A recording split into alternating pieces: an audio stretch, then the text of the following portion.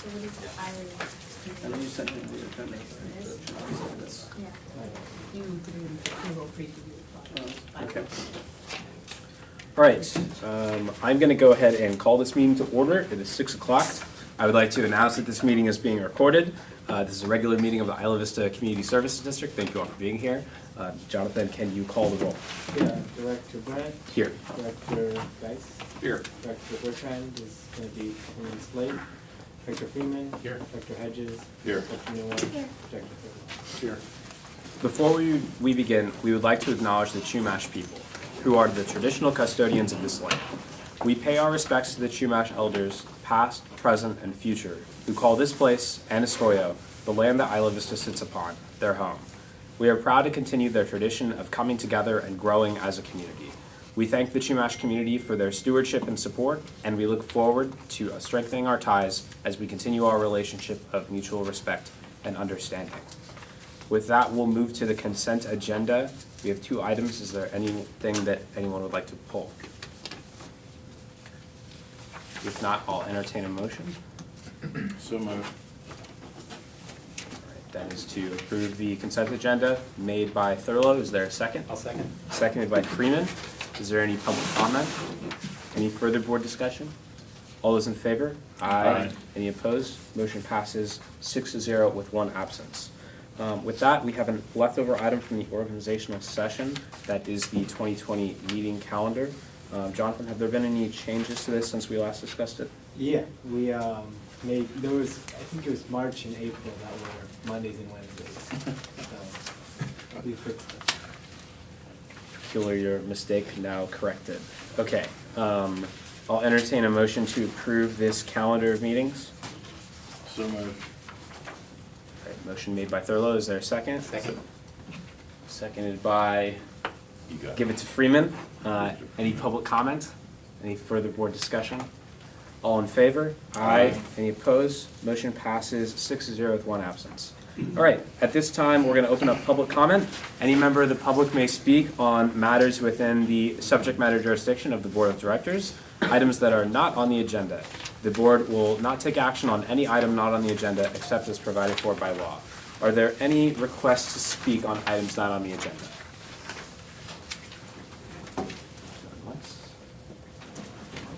Okay, with that, we'll go ahead and close the public comment period, and we will move to item 5, or discussion and action items. The first is the climate emergency. Do you have? No, we're, I'll go over to you first.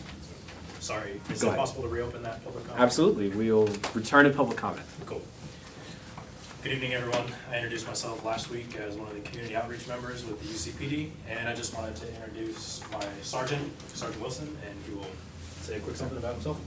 Hi, I'm Dan Wilson. I'm a police sergeant, 19 years here.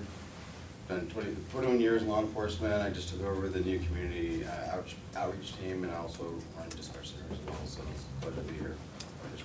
It's good. Excellent. Thank you. Very nice to meet you, Officer Wilson. Okay, we will move to item 5.1. Do we have a presentation for 5.1, or are we going to go ahead and that's me. The next. table it to the next meeting? We'll have a presentation and we will have a resolution ready for the next meeting. Okay, the next item is 5.2, the Isla Vista Compost Collective sponsorship. Jonathan and I had the pleasure of meeting with the Compost Collective last week and talked with them about some of their needs. So we wanted to give them an opportunity to provide some more info about the program that we heard a little bit last week about during public comment. And then I think there's an ask at the end for sponsorship of some fundraising efforts. So I want to turn it over to you, Jake. Yes. All right, everyone. So tonight, Jake, Chloe, and Eileen and I are going to go over a few different things. I'll give you a little bit of a brief overview. So we're going to do another brief overview of the program and talk about a couple accomplishments. Then we will do a little bit of a reminder of our stipend issue that we ran into. We're going to talk about the options we have looked into for continuing to run the Compost Collective. And then we'll also talk about why we think the IVCSD should take on the program and what we are asking for. So I will start, or let's have Chloe start out with a little brief overview. Hi everyone, I'm Chloe, the operations manager. So like Jacob said, I'm going to give you guys a brief overview of the program. So when we're fully running, how we operate is a bunch of residents in the Isla Vista community have signed up to be a part of our composting program. How this works is every week, dirt riders are people basically who are employed under IVCSD. We drop off buckets at every participant household, and they basically put in all their compost, which is any food waste they have, food scraps, along with guidelines that inform them of how or what they can compost correctly, what is composted incorrectly, so they kind of know what is able to be in the bucket and biodegrade naturally. At the end of each week, the dirt riders will go on a cargo bike and bike around the Isla Vista community and pick up the buckets from each house. After they've done that, they'll take the compost to the local gardens, which includes Estero Park, St. Michael's Church, and Methodist Church, and they will sort through the compost there and basically take out what is composted incorrectly. During this process, they'll also weigh the buckets and fill in all this data into a spreadsheet to keep track of how much weight is composted, so we know how much food waste is being diverted from the landfills. At the end of each week, the houses will receive a text from their dirt rider, which is assigned to them, with all the information of what they composted correctly, incorrectly, how they can improve in the weight of their compost. So we're always encouraging them to continue their practice in an efficient manner. And then once the buckets are returned to the dirt riders, we clean them and provide them with a new bucket each week. Otherwise, the rest of the IVCC team meets weekly at a meeting to go over goals, kind of check in with everybody, make sure the program is running efficiently, and so on. I'm Eiley, I'm the marketing manager, and I'm just going to go over some of our accomplishments since we've been up and running. Since our beginning, we've composted close to 20,000 pounds of compost, and when operating, every week we produce about 800 pounds of compost. We have also kind of expanded into other more innovative programs. We did like a non-perishable food drive with the AS Food Bank as well, where we collected in just 2 hours, just us from the IVCC team and the AS Food Bank people in 2 hours just walking around a couple of the streets, collected over 500 pounds of non-perishable food. So that was really a cool thing that we got to be a part of. We want to do that on a quarterly basis going forward. And then we have also just introduced, we want to start composting for events, local events. It's on our website now. You can go in and type in what event you're having, how big it's going to be, and if you want composting service, we want to be able to provide that for the event. And we just have developed a really large following in kind of a short time running. We have over 100 houses wanting us to do compost for them. They're on our wait list right now. So that's just some cool things we've done recently. Yeah. Okay, cool. So I'm just going to remind you about the stipend issue we ran into. So we were paying our workers stipends during fall quarter and in the past, and we found out that we cannot pay stipends for those doing shift work. So we now need to find a way to continue to operate the program through paying hourly wages instead. So, okay, who else have we talked to about potentially like taking on the program? So first we have AS. We met with Marcel Marquez, AS Executive Director, Ruth Garcia Guevara, the CAB, Community Affairs Board and Isla Vista Community Relations Committee Advisor. And they have told us that due to various policies, AS cannot take on the program. They're not supposed to operate in IV, they're mainly supposed to stay on campus, and they would not be able to pay hourly wages for us. We've also talked to UCSB Sustainability, so Katie Maynard and Mo Lovegreen. We had a meeting with both of them. Mo is Director of Campus Sustainability, Katie's the UCSB Sustainability Coordinator.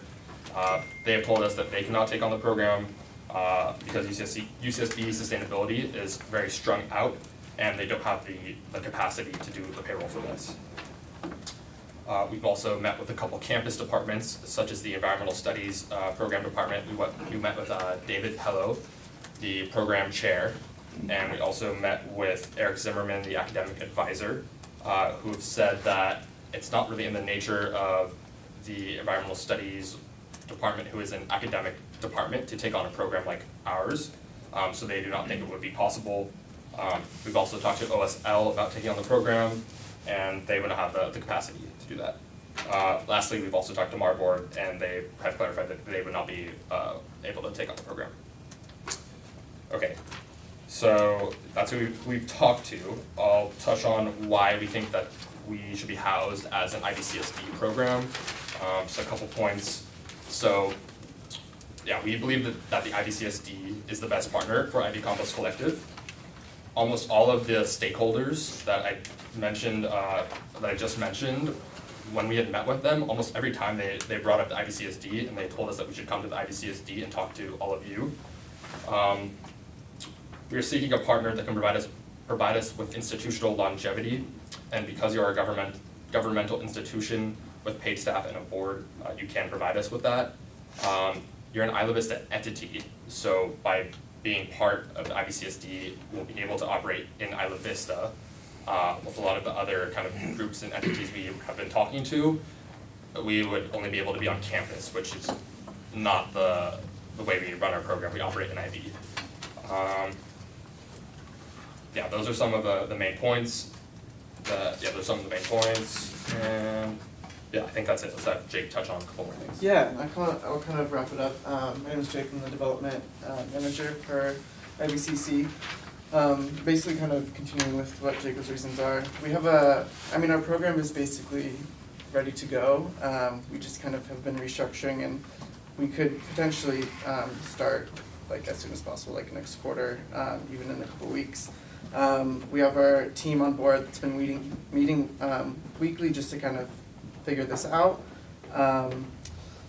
We have a large social media kind of impact, and like everyone is really on board and like trying to get us, is always asking like what the next steps are for us. They have their compost buckets, but they wanna see, everyone's asking how they can kind of help us, and we just kind of have told people we're just figuring stuff out right now, but we do have that large kind of backing from the community that want to see this program kind of thrive. And yeah, going off of that, we handle all the operations of the program, and we just need someone to kind of help house us for the long term. And wrapping everything up, what are we asking for? We're just asking IVCSD board to be a fiscal sponsor of IVCC. We have a lot of funding options that have been recommended to us, but we haven't been able to really apply just because that kind of structure of obtaining that was up in the air as we moved from Surfrider to an OSL to realizing that we couldn't operate with those kind of people hosting us.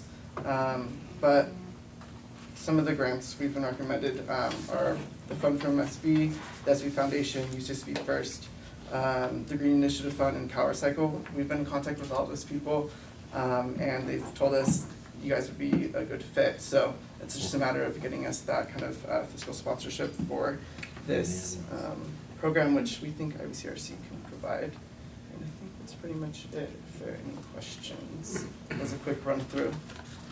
Okay, well, thank you all for your presentation. I just want to say at the forefront, it's been great to be meeting with you all and hearing about all the good work that the program is doing.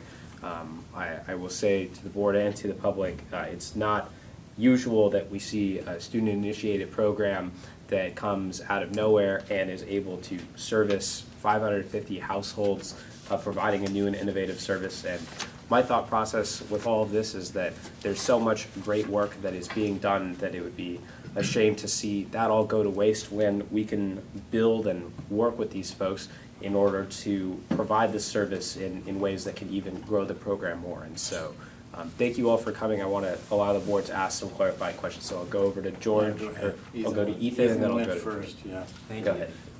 Just a question for staff first. Has our legal counsel done any analysis on this or determined any avenues that could be taken here? Yeah, light analysis, because we're not really moving forward to do this yet. What we would, and it kind of ties into the next item, which is the compost center at the community center. That's the only way we'd be able to do this. So it's not within our powers to operate a composting program, but it is in our powers to operate a community facility. It is a composting facility, that this is how we implement it, is by going around and bringing the compost to it. And the county did offer, and Marborg, I'll explain it more in the next one, they're offering and, you know, wanting to place compost bins at the community center, because Marborg's donating the service. We wouldn't be able to operate those right now because of all the requirements that there would be needed for just Deborah and I to manage those bins and how it would work. So they're kind of both tied together. It's like if we wanted to do the other one, it would be good to like work on this one. And if we wanted to do the compost collective, we'd have to get the bins at the community center so that we can say that's why we're doing this.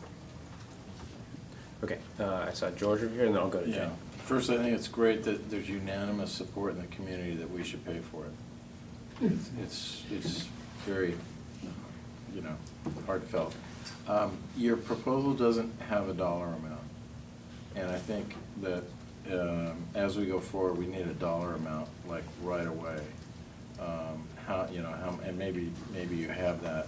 Yeah. And then last but not least, I'm puzzled that AS is not allowed to operate in Isla Vista, so then what are they doing on Pardal?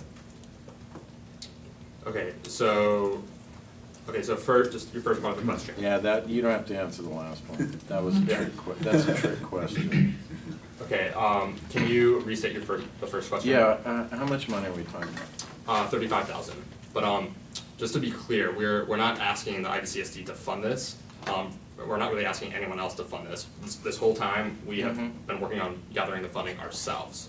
And we have a development manager and a development team that is working on gathering funding for us. Yeah. If we receive fiscal sponsorship tonight, we'll be going to the IVCRC meeting on Monday to request funding for 1 year. And we also have other AS entities that we plan to approach. We believe that will be the quickest way to receive funding. So well, go ahead, but I would ask that we move to the next item so that we can combine these in the same discussion. Okay, I'm gonna go ahead and go through the questions. Jay? Yeah, that's in some sense related to the question I have for, so if we don't do the next thing, then we can't do this thing right now because of the power constraint. Based on Ross's. Are we able to do the next thing without doing this thing? Yeah, we could do it, but it would be a lot of work to do it. Okay, so they on its really own. are kind of even, like, all right. 'Cause I was just trying to figure out the order of operations here. Yeah, If we really I need know, to it's do the tough. next thing before we can do this thing, then it seems like, okay. Maybe we can Uh, explain the next one a little more, but I think I saw Bob still had a Yeah, question. And go ahead. And another thing that, I've been in conversations both with Jacob as well as with Katie Maynard about some of the background issues with relation to the stipend and hourly work issues. And I believe that was actually the core thing with Associated Students was the process of hiring and the way that they were gonna be doing the work. That was the thing that Katie was really running into, was the issue of, even if there had been like 2 people, maybe she could have taken it on, but the idea that there was going to be as many people as Jacob's been working with would actually kind of overflow their capacity for it. It was essentially like a payrolling process, and so the question then became, where is somebody with an HR department that could actually kind of take it on and house it? And so once you scratch off the people who like were unable to do it because they kind of lacked an HR department, and this other subset of people who couldn't do it because there was an Isla Vista, everyone was kind of pointing at us, and they weren't pointing at us to pay for it, as Jacob already pointed out. It was pointing at us to fiscal sponsor in order to allow people like Jacob to go to IVCRC in order to ask for funds, to then be able to come back here with the proposal for how it would actually happen, maybe 2 weeks, 4 weeks from now. So.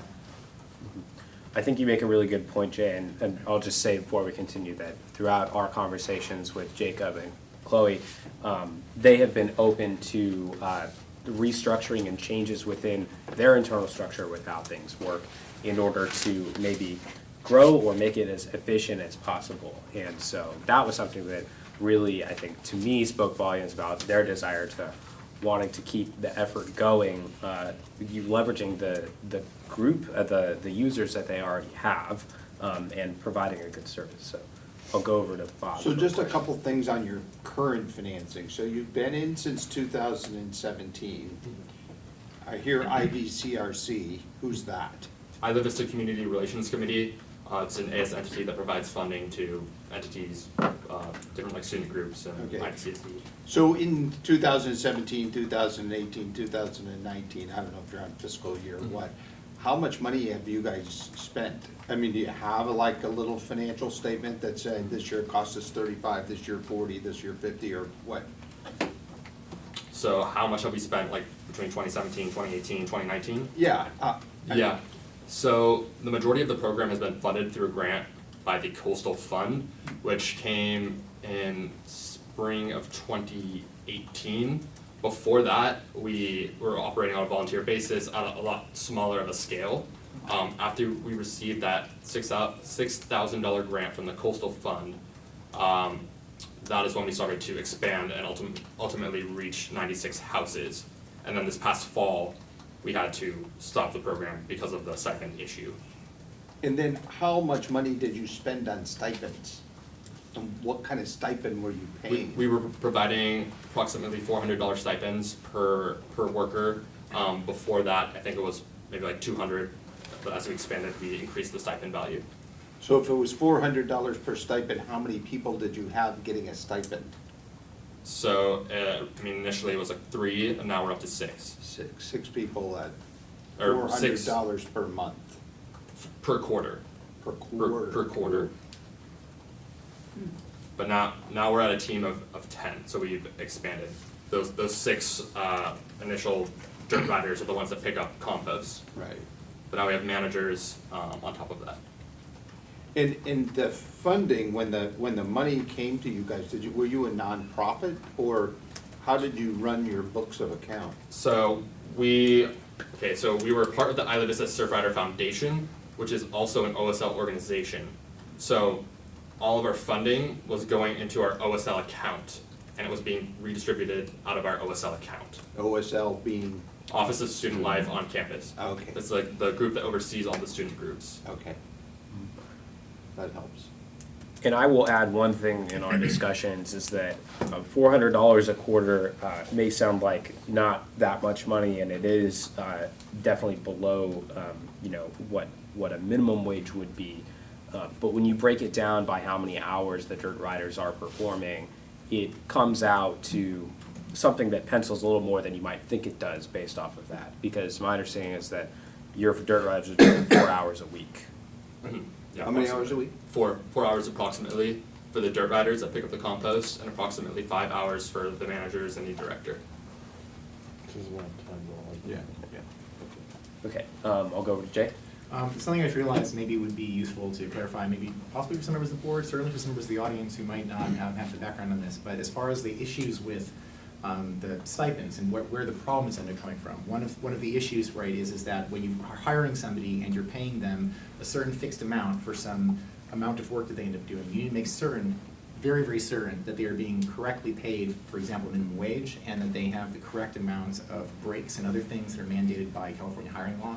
And there has been a lot of casework in the last about like year and a half in like legal cases that have then led to an assembly bill, which has now gone into activation just a few weeks ago, that has caused a lot more scrutiny within the university as well as externally on how this all works. And so really technically, like this kind of thing where you might need to have like punch clocks or something like that in order to think about the idea of like how many hours is this person working. And my understanding, when Jacob did the math out, that they weren't horribly underpaying anybody, but it's still, if you don't have the ability to demonstrate in the, some kind of log or something that people were getting the correct amount of breaks and were doing the correct amount of hours, et cetera, then you run into these issues. And that's where the issue then comes up of like the complexity that anyone who's not already thinking about HR processes are running. So well, actually I say this, and Deb was an expert in HR, so I really just. Yeah, this is an interesting conundrum that we have here. Spencer, can I move us I to just have 2 more questions. table this item? So that Jonathan? Yeah, my first item is just so you guys know, based on what Jay's saying, once you start paying regular wages, you also have to pay Social Security taxes. You also have to pay FICA taxes, or Medicare and FICA taxes. And then we have to carry liability insurance. You have to have workers' compensation in case somebody gets hurt. So that stipend all of a sudden gets a lot bigger, and the cost gets a lot bigger. That's the way it works. The other question I have, and maybe we get to this when we get to the next question, is this is a really nice piece of paper that you guys have done to give a diagram of how it works. But at the bottom here, it says remaining 20% is processed by Marborg Industries. Does Marborg already do composting? So, okay, Marborg has food scraps collection bins, which my understanding would be placed at the community center. They're like yellow bins that are mostly used for businesses in the county. But they're similar to like a trash can, and they take food scraps. But there's no residential compost bins picked up by, No. so when you say this 20%, this is Yeah. the serving the businesses. So we have, Marburg has donated a food scraps collection bin to the program, and we keep it at Estero Park right now. And we, At which park? Estero Park. Estero. And we, compost around 20% of the compost that we collect in that bin. Okay. Thanks. Mhm. Okay. Sorry about So, that. so what my No, that's okay. my suggestion would be is that we continue and hear the next item and then have a more holistic discussion once we've gotten a little bit more context about the way that this could work in conjunction with the Marborg proposal is. I agree, I just wanna use the process here, which is I think we need to table this item from a process point of view. You just want to skip I'm pretty around. certain we Wouldn't- don't have to do that, we can open any item we want. In fact, the tabling Recommend process that. is more designed for pushing into subsequent meetings or just like squelching it, so. Okay, well, I didn't wanna squelch Yeah. it. Okay, so then, let's move over to item 5.2 as we continue to discuss, or 5.3 as we continue to consider these two sort of joint items. And I want to hand it over to Jonathan to talk a little bit about the composting through Marborg. Cool. So it was at the resource fair, the first event at the community center, where we met the Sam Dickinson, who works at the county public waste. He had told us that the county had received these yellow compost bins to start putting in Isla Vista, and Marburg was gonna donate the collection of them for 6 months, and possibly longer if we were to ask. And so they went and deployed the yellow bins at most businesses already. Like I was at Freebirds yesterday, I saw the bins there. So now the businesses in IV, the ones that elected, do compost their food scraps. They want to place one at the community center to have just another location.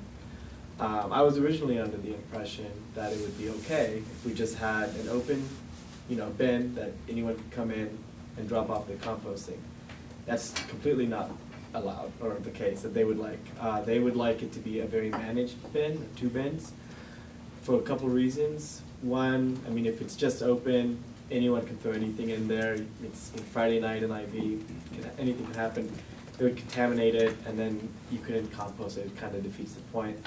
And then 2, there's a lot of just misinformation on what is compostable. Like the cups and forks you use that are compostable, we feel really good about. It's a farce. You can't compost those. They go to the landfill anyways. And so if those even were to come in, even if something says compostable cup into the bin, it couldn't be composted anymore. So what they would want is if we had this here, it would be very managed. So there's different ideas of how you could do a simple, like Tuesday morning, 9 to 11, we'll stand there and we'll watch you bring your compost in, and that's it. That's the whole program. We could be that simple and small, or it could be more extensive with like a membership system, and you're signed up and you have a specific drop-off time, and it could range on the complexity of how we have these bins and operate them, but they want them locked, and so that's why there is some involvement by staff to have to make sure they're unlocked so people can drop them off, their compost, the whole system. So if we, I'm just confused, why can't we compost the cups and forks and spoons? because the facilities that do composting don't have the capacity to actually compost those. The ones we happen to be using. Yeah, Is there like other- Marborg's composting facilities. There's only one system in the whole county that does compost those things, and it's UCSB campus. So if you throw away a cup at UCSB campus that's compostable, it will get composted. It just takes double the time. But if you throw away a compostable cup in a compostable bin anywhere else in Santa Barbara County, it goes to the landfill. yeah. Is that because maybe UCSB's compost is used for a different purpose than regular compost that goes for gardening? I think they've got their own contract and their own Correct. deal going with a very far away facility. I don't know if it's even in It's Santa some Barbara. 60 miles out, they have a contractual agreement, and they even have an agreement about what they compost, you know, the bags, the cups, the forks, Yeah. the foods, very separate. So, yeah, Marborg and UCSB are running completely different systems. So they want us to have, I mean, it's an offer, we definitely don't have to, you know, they're not forcing this on us, but it's an offer to provide a composting service at the community center, 6 months, pick up for free. Another thing that's just quirky and, you know, not my favorite is that the pickup is Wednesday and Friday. And so whatever system we did structure would have to, you know, be in mind that the two pickup days are right next to each other, and so whatever we did would have to account for that. That's the county negotiation with their franchise agreement with Marborg. And so we can do this, like I said, at a very small level right now, but at a higher level, if you wanted to provide this service, we're not at the capacity to be operating this. It would take many hours a week. And so the idea would be, if we wanted to then do the compost collective, we'd also need to justify it with a community facility. And so that's where the two are tied together, is that, you know, we'd say we have a composting center at the, like we have the community garden that we fund, which is a community facility. This composting center would be a community facility that we have the compost collective. No one comes, drops it off. We go to you, we pick it up. I say we, assuming they're a part of us. We'd go bring it in and to these bins, and then they get picked up on Wednesday and Friday. So that's how these two tie together, is that if we wanted to do the community center composting, we need more support, and if we wanted to absorb the compost collective, we need a physical justification for why we're doing it at this current point. I'll go to George. So, two things, what's your recommendation? And two, how are we gonna pay for it? Okay, so they're trying to raise money, and so what? Yeah, I know. I've heard that story. I know. So what I'm gonna say is, how we're gonna pay for it is a separate, I think, policy question. If the board wants to pay for this, you know, that's not what we're agendized to talk about, and if that could be part of our budget process, it's definitely an option to talk about. What our discussions have been is they cannot apply for funding without saying this is where the money's gonna go. Because right now, no university group has said they wanna do this. I don't know if maybe you've talked to other nonprofits, but it seems like we are one of their few options of where they can go to operate out of. And so what the recommendation is that we give them like this tentative, you know, you can use our name when you apply for money, saying that this is how you're gonna operate under our premise. And then if they were to get the money, then we can have the more serious discussions of how the integration will look like. But that's the direction we've discussed, me, Spencer, and Jacob, and Chloe in our meeting. And so that's the path we've discussed. We could do other paths, but this is what we have before us today. Can I follow on that? Go ahead. Just real quick. So, that sounds good. I think that we need to have the staff to fully, you know, unlocking, locking, no. Yeah. But I also think that it needs to be a little bit firmer in terms of if we send them away today, I mean, I think we need one more shot at, there needs to be some kind of written MOU that says, okay, you can, we're gonna tentatively do this, because you're gonna go approach people in the community that we need to make sure we don't burn. So if you go to the Fund for Santa Barbara, you know, and then all of a sudden this all falls apart, we don't wanna burn the Fund for Santa Barbara. So, I just think we need something that says, this is what we all agree, you're gonna go out and tell, your funders. Yeah. Is that I think fair? that's really fair, actually, and I did tell this to Jacob and Chloe, and I think in the long run, if we were to absorb this program, my recommendation would be that instead of multiple managers running different aspects, you'd have like a part-time staff person who then becomes, you know, instead of 5 people managing, it's 1 person to manage. Oh. From like my perspective, it's like, general manager having to. Did you just lay 4 of them off? No, I said in the future. I said in the future. Not to, I said if this program were to continue and Yeah, under our premise. I agree, Yeah. I agree. So, Any other questions more? I'll go to Ethan. Yeah, thank you. So I'm generally interested in this. I'm really impressed by what you've done. I think it's really incredible how it's continued, how it's grown, how you've developed a following.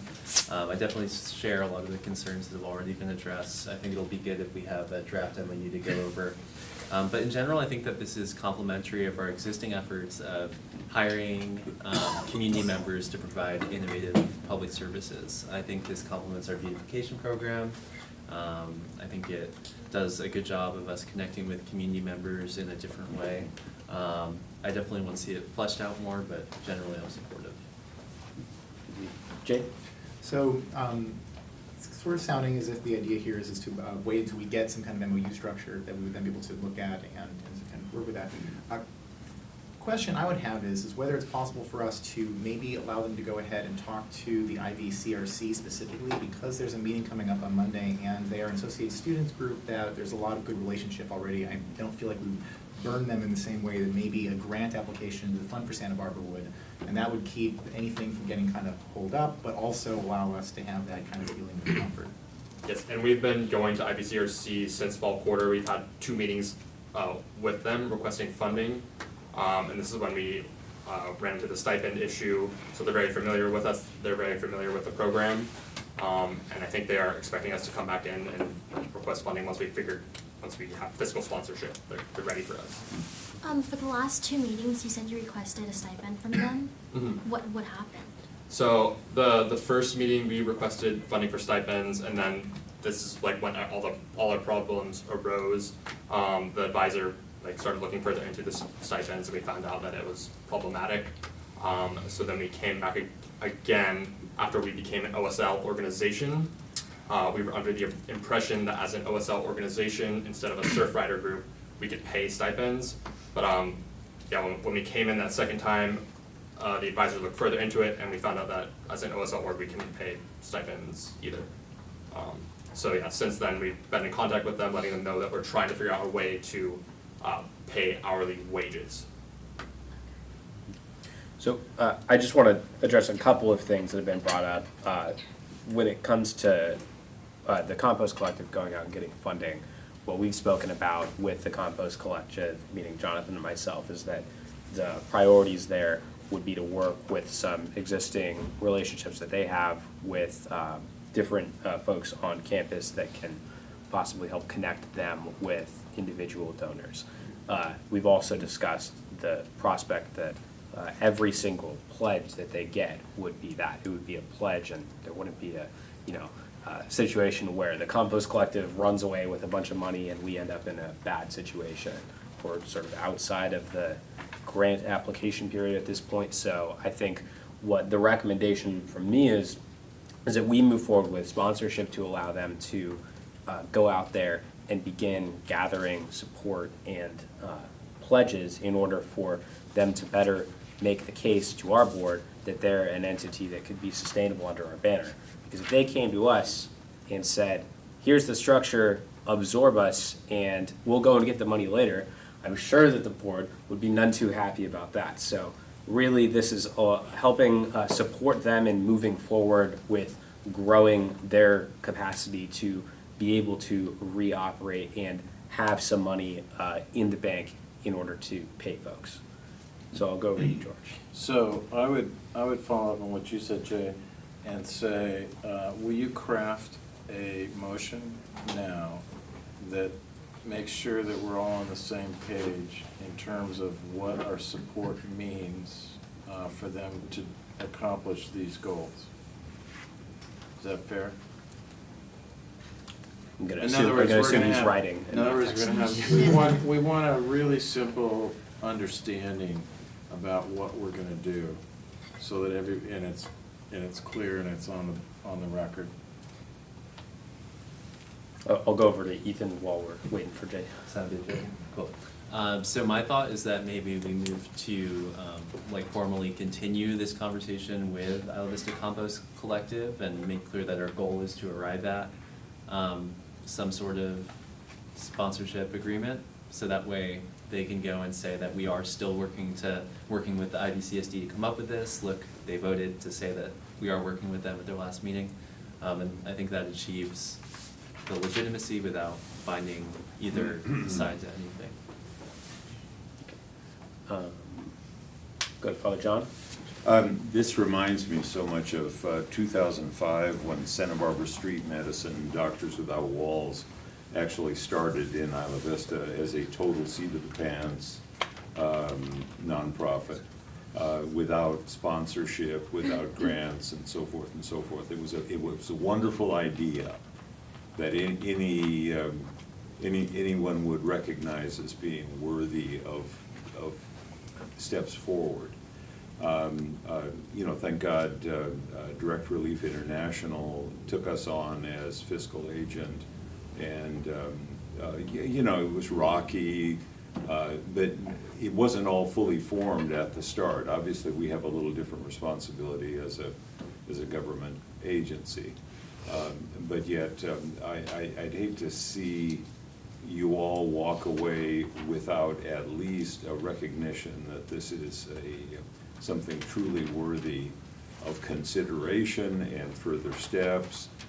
We may not have a formalized MOU at this point on the table with you know, audited financial statements and everything else, and all the legal details worked out, but yet this is well within the kind of thing that we were born to be. At least this is just my 2 cents, speaking as one of the members. And you know, I hope we can begin to take those baby steps. Thank you, Father John. I'm looking at Jay, and I think he's still typing. Counselor, counselor, it's I'll a billable hour. I think the one thing I'll just say is that when I first saw the page that we've got in front of us with all the statistics and the figure of almost 9 tons composted, it really made me think about the fact that this sort of a grassroots effort should challenge the public sector at all levels to realize that some of the most efficient and effective solutions to new problems and new issues that need to be addressed are often grassroots efforts like this. And I really think that that's the spirit by which this government was born in. It was a grassroots effort to try and give the community some more voice, some more support, and some more services. And I think that really the Isla Vista Compost Collective embodies all of those principles. So I'm excited that it seems like we're moving towards forward together, and we'll be looking forward to seeing what Jay comes up with. One question I have on this is, do we want to authorize specifically Isla Vista Community Relations Committee, or is there some kind of banner that you would like to, so that's the wording for, George is shaking his head now, so that's what I think it just make it general in terms of, just so that when they go out, it's mostly so that we're all on the same page. When you go out into the community and talk to various people, we all agree this is what your mandate is. And so, okay. And I agree with Father John. I mean, this is a good enterprise. The devil is always in the details. Okay. So this may be slightly repetitive. It's really long. I can text it to Jonathan if people actually like it. Yeah. I move to authorize staff to work with the Isla Vista Compost Collective on an MOU for a potential IVCSD compost operation for future consideration pending the acquisition of funding. And in the meantime, to authorize the Isla Vista Compost Collective to approach potential funding sources to request a pledge to fund said tentative IVCSD compost operation, the details of which will be established at a subsequent meeting. Wow, Ross. What does the board think of it? Okay, all right, we've got a motion made by Freeman and seconded by Thurlow. That was very detailed. I think Jay's going to text that over to Jonathan. It was well worth the wait. I'm going to go over to Ethan. Could we just make it specific that the funding that's being requested or sought after is being, like, your organization's going after that and not ours at this time? So the way it was worded is to authorize the Isla Vista Compost Collective to approach potential funding sources to request a pledge. So Oh, they are okay, the never people who are mind, doing I'm it. comfortable Cool. Okay. So with that, I'll open up public comment again. See if we have any comment on the motion. We'll go over to Justin. Yeah, I'm actually a fan of compost myself, but I had a question about how this is gonna work. So my understanding is currently 80% of the compost stays here in Isla Vista. But with this new proposal, we're talking about you guys just going and collecting it and putting it in Marborg's bins, where they then sell it to the private company Agromin, and nothing stays here. And so we're paying you guys to go be a collector for Marborg, is what I'm hearing. So I don't think the majority of our compost would go to the Marborg food scraps collection bin. Okay. Some of our compost would go towards it to maintain that relationship. Okay. And yeah, to contribute compost to the community center. But a lot of our compost would stay or continue to be composted in community compost piles. Here at the community center, or where you guys are right now? Estero Park, United Methodist Church, St. Michael's Church. As long as the bulk of it can stay here, that's, I just don't want us to give it all to Marborg. Yeah, I don't want to get all the Marborg They either. Okay. Cool. And I'm glad that you brought that up, because that was the first reaction I had when I first heard that Marborg was interested in giving us 2 compost bins for free for 6 months was, wait a second. Like, you think we don't know that you guys make money off this? But, you know, I think one thing that you bring up that's important is that in the future, I think we may have to have some facility use agreements with the different facilities in order to have disposal of compost at those places as a part of this package. Go over to Bob. I just don't know, that was another thing I was thinking of, as we get more compost, could we sell it? And would That's there something be a that's been on the back of branding minds. of, it's really high quality, great compost coming out of the student community, and would a guy like me come over and get a couple of bags? I don't know, you know, if Marburg's making money off of it, it seems like Yeah. the kind of work you guys are doing by keeping the compost really clean and keeping it really healthy compost, then maybe there is some kind of market for that you can make some money. Then my other thought is if they were a nonprofit and I gave my compost to them instead of tax deduction. Probably not. Good luck on that Only because they have a tax Good question. statement in my pocket. Yeah, save that one for Ross. No, I think you had something you were gonna add to that, or? Yeah, I mean, that's something that's been on the back of, like, kind of on the back of our list of things that we've thought about as we grow. I mean, we've had the good relationships with the community gardens that we have now, but obviously as part of a financial standpoint, that's something that we can explore too. Yeah. I got a hand in the back. Yeah, for sure. My name is Whitner, and I manage the Methodist Church Community Garden, which takes like a portion of the compost, as we all know, and is funded in large part by the Community Services District, so thank you for that. I just wanted to just fully state my support and like vouch for IV Compost Collective, and they do, like y'all were just talking about, like bring us incredibly like sorted and perfect compost, and they're extremely professional, and like during this whole crisis, they've been, not crisis, sorry. Don't throw out just words. But just like have been operating on like a volunteer basis and just talking with their riders. It's just like a very passionate group of folks. And in addition to that, like this is just so wanted by the community, so many people on the wait list, and everyone's asking like, when is it gonna get back? Like, how is it doing? You know, everyone's concerned. And during the period where you guys haven't been functioning, I've had a lot of people come to the garden and bringing their compost collective buckets and doing it themselves because people value it that much.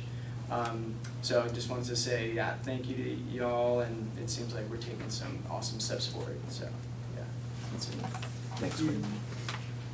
Okay, any other public comment on the motion that we have in front of us? Okay, I'll bring it back to the board. I don't think we've had any changes to the motion. I think that this is a good step forward, and we'll be looking forward to working with our staff and the Compost Collective on bringing back to this board more fleshed out agreement about how fiscal sponsorship and eventually, when the time comes, the program would operate. So thank you everyone for speaking so passionately in favor of this today. Okay, with that, if there's nothing else, I think I'll call the question. All those in favor? Aye. Any opposed? Motion passes 7-0, and everyone's here. Excellent, okay. Thank you, everyone. Thank you. I'll go over to Ethan. And just one quick question, for your Starrow Park location, do you have a facility use agreement or some sort of agreement with the park district at this time? We don't have any formal agreement. Okay, got it. Excellent, okay. Very cool. So I think with that, we will be in touch soon. We're going to go ahead and move on to the next item on our agenda. Item 5.4, this is the Isla Vista Foot Patrol proposal to fund a social media intern. I want to say this is something that Justin brought to our attention back towards the end of the year, eyeing the fact that our board in the budget process allocated around, I believe it's $20,000 in total for public safety programs. One of the things that has, or at the time, was looking to take up a lot of our budget was our efforts to do the upscaled version of Lucidity Festival during Deltopia. And now that we have decided to scale back, I think that it is ripe time that we bring forward this proposal and hear it. This is something that the community has been talking about a lot when it comes to the way that law enforcement can improve its communication with the public, both for timely matters of safety as well as more general, just the need for a more general feed for safety information, law enforcement related things. And so I'm really impressed with this proposal. I just want to hand it over to Justin to sort of go through it and talk a little bit about how he proposes it works. Thank you, Mr. President, members of the board. My interest in compost wasn't reciprocated, apparently. They all left me. So this proposal is for a social media intern, community outreach specialist. What's your title? Public relations specialist. Public relations specialist. If you guys fund it, you can call it whatever you want to. As Spencer said, the need for this position kind of stemmed in a lot of meetings where community members have said, hey, there was this major event and I had to find out about it on Facebook or on Instagram or through a friend at school or through my roommate, whatever it is. They weren't getting enough information from our public information officer. So myself, my boss, Juan Camarena, as you guys know, went to our staff and said, hey, the public's not getting enough information. We need to be more transparent. We're in this whole new digital age. People want information. And they said, well, we pay a public information officer. That's all they're getting. That's good enough. And so I said, it's not good enough, and we need to do something else about it. And they said, well, then you do it. Cut some of your other programs. We didn't tell you to go do restorative justice. We didn't tell you to do a party registration program. Cut that stuff out, and then you do that. But I think those are valuable programs that I don't want to cut out. So I'm looking for funding for this position. You guys have the proposal in front of you. We're all busy, so I won't go over the whole thing. Basically, it's looking at like $12,500. As you see, most of that is salary. We thought 17 hours a week was about appropriate for this position. That's going to be like 10 hours in the office going over things, and then 7 hours kind of on their own. I can call them and have them post something. That would be like if an incident happens out in Isla Vista, I'll call them up and say, hey, there was just a robbery at Buddha Bowls. Let's put this information out to the public. They'll blast that out, and so they're kind of going to be on call. We have to find the right person who has a schedule that can fit something like that. So again, about 10 hours solid, and then the other 7 will be fluctuating. It might be a slow week, might be a busy week. That's 38 weeks a year. We figured summer, winter, and spring break, we don't need them here. I can handle that when it's slow. That's the basic proposal, and I'll take questions. Okay, thank you. Are there any questions from the board on how this would work? I'll move approval. And I'll second it. Wow. Well, that was quick. Yeah. I knew if I was short and sweet, I'd get those two right away. So I think my understanding of the intention is that was to consider this as part of the budget process next year. Staff, is that your recommendation? Yes, I think because you said you Yeah, if I could add, I think we were going to look at starting this fall quarter of this year. So that'll give us the summer to figure things out, get our whole MOU settled between everything, give us time to find the right person, then fall quarter get going. So it's not like I want the money tomorrow, but. Excellent, okay. I'll go to Ethan. Thank you. Well, I think this is a fantastic idea. Thanks for bringing it to us. I was under the impression that you wanted to start sooner than fall quarter, though I think fall quarter is totally fine. But I did want to mention that we do have this essentially budgeted with our community-oriented policing fund, where we had $30,000 in this budget specifically for things that come up like this. So no pressure if you do want to wait until fall, but if not, I do think that we have this funded in our current budget. I'll go to Jay. So I absolutely agree with this need. This is something that, to provide, I mean, hopefully people I interact with here at least know some of my background. Maybe not everyone here, of course, knows some of my background, but so for over a decade, I was the main, what we call an online, like digital computer work, a community manager for the jailbreaking the iPhone. And I was really myself and one of my coworkers / very close friends, Britta Gustafson, who was previously a community manager for a web startup called Delicious, and then which later got purchased by Yahoo, where she worked on this. The need for making certain that people understood everything that was going on, and when new updates would come out and things that would happen from Apple, and then be able to work with journalists to make certain that there wasn't misinformation that was being put out there was just absolutely important. When I started getting involved in politics here, that was something that I noticed was just almost entirely missing, was what I felt was this community management position. And I later determined that there actually was supposed to be a position for it, and public information officer is the term, and the sheriff's department even has one, so the city of Goleta has one. But virtually nothing that we were always interacting with or talking about seemed to be communicated from the public information offices. And so that was something where I ended up, and the initial things I started getting involved in were things like Halloween parking restrictions, and trying to figure out how to make certain that everyone knew what all the boundaries and restrictions there were. And I ended up starting a Facebook page called IVCSD, which ended up having thousands of people on it. And I was able to actively spend my time maintaining it for a couple of years as what I called the public information officer for the unofficial city of Isla Vista. Now, I absolutely believe that this is a very important thing to do. Now, the question that I have is with the structure that's been requested here, whether it is appropriate for us to pay for it in this way. Because something that I noticed is this idea that, first of all, this is a unique issue to Isla Vista, because Isla Vista has got a bunch of young people. So the group that we oftentimes talk about as the group that is so focused on social media, we talk about the term millennials. I'm technically a millennial. I'm nearly 40 years old. The youngest millennial is 24.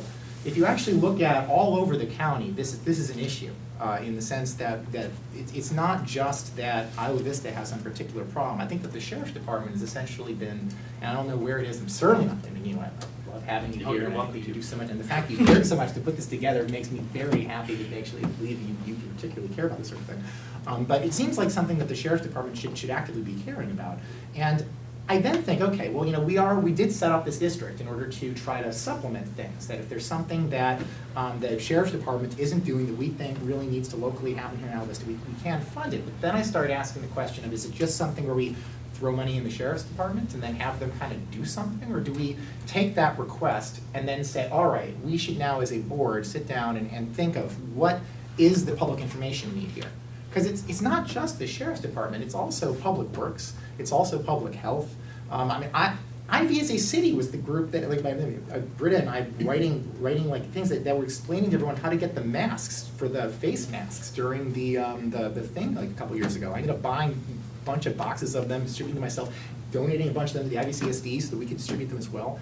And it's just the idea that maybe there's something more complete that we need to be thinking of in terms of public information that maybe IVCSD should run. And so instead of us taking the money for this intern, handing it to the sheriff's department, and then having the sheriff's department hire somebody who would be entirely managed in the sheriff's department, instead maybe we should think, maybe even send more money on it, and have somebody that we have who's trying to coordinate with all these different groups in order to provide that kind of level of public information to the people on behalf of the county public works, county public health, and sheriff's department, and any other group that we realize is there's kind of a lacking need.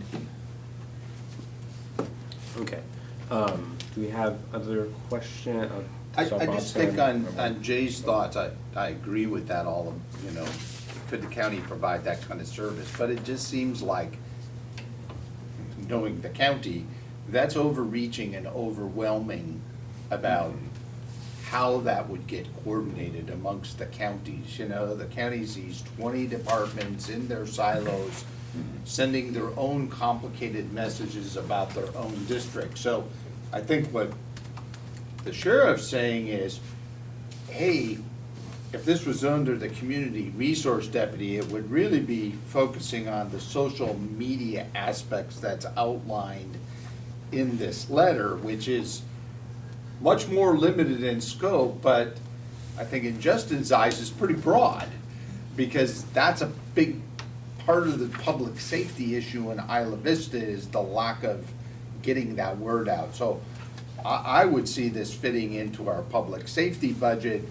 and that issue of what the county doesn't do for Isla Vista is, to me, part of the bigger issue is they don't live here, they don't come out here. I shouldn't say that totally, but I don't think that someone at this price would solve that huge issue. But I hear what you're saying though, Jay.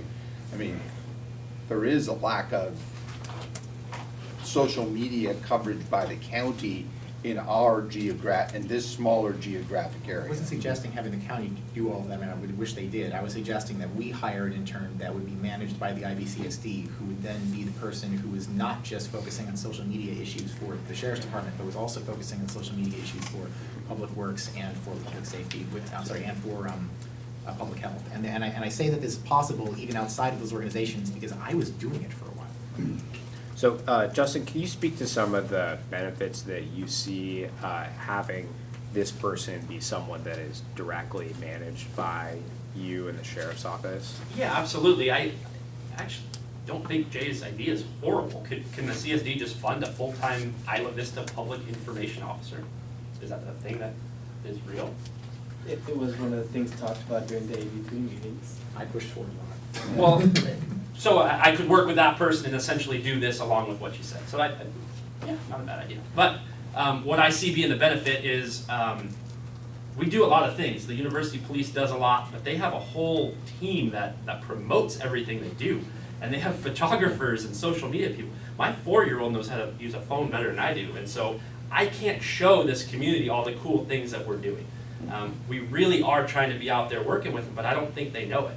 And so the biggest benefit to this position is going to be to highlight all the good things that we're doing, right? We're going to showcase the events we're at. We're going to showcase the coffee with a cop and pizza with police and push the party registration and restorative justice. And I think people are going to go, wow, I had no idea any of that even existed, because I go to these meetings and these programs I'm all psyched up about, nobody's ever heard of them, just because all I do is walk around and pass out flyers and shake hands, and that doesn't work anymore. And so that's the biggest benefit. Number 2 is the biggest complaint we get is we're not telling people anything that's going on, right? All these assaults that are happening, all the robberies, all the armed robberies, everything else, we don't put anything out because it doesn't quite meet that county threshold, right? It's not big county news, it's big Isla Vista news, but our main public information officer, it doesn't hit her threshold. And so those are the 2 biggest benefits, I think, to this specific position. I appreciate you bringing that up because I think Jay sort of touched on this too, which is that there have been instances over the past year that have made me feel like I had very similar concern to other residents of the county who were similarly not satisfied with the flow of information during timely incidents or also just when it comes to more general incidents because we have a huge county and we have many different divisions of the sheriff's office and many different public safety threats and incidents that go on a daily basis. So the thing that makes this unique to me is that there's no other place in the county where people live so close together to one another. And when incidents occur, those incidents are much, much closer to you than they are to people in other parts of our county. And so I'm not necessarily against the idea that that this person would take on responsibilities or subjects that are outside of the public safety realm. I think that could be good. And I know, at least from watching the way that the UCPD has implemented some of their social media, they routinely do touch on things that are not just limited to public safety. And so maybe there's a way for when this gets brought back during the budget process for us to, in that time, work with staff and work with Justin to try and find something that both includes a little bit more broad subject matters, but also meets everyone's needs. I'll go to Father John. The whole community resource concept, I mean, it is community policing, it's integrative. It's not specifically law enforcement. It can touch on things like traffic flow patterns that affect public safety, lighting that affects public safety, health issues even in the event of an outbreak of some kind.